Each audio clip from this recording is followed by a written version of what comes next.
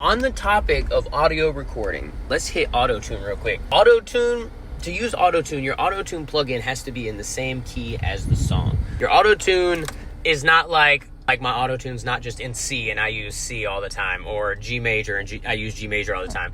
The AutoTune on each particular project that you put on the channel has to be in the same key as the beat or the song. That's how AutoTune works, because it's basically saying no matter what notes you sing, it's going to make it one of the correct notes in that scale.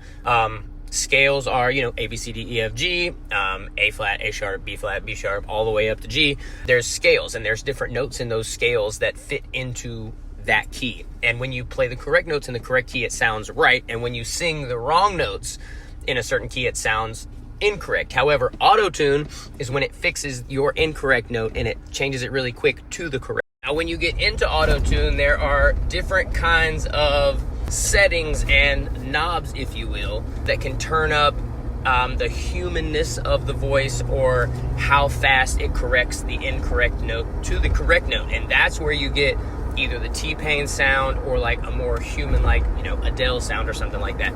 T-Pain would be where the transformation of the incorrect note to the correct note is very quick.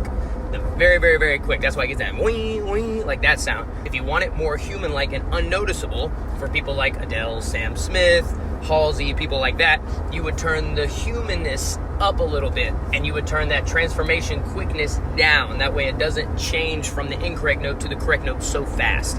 That way you cannot necessarily hear when it changes from incorrect to correct. If you guys have any questions about AutoTune, or if you just want to educate yourselves and want to know more, please let me know. If you needed videos, beats, photos, recordings, that shit.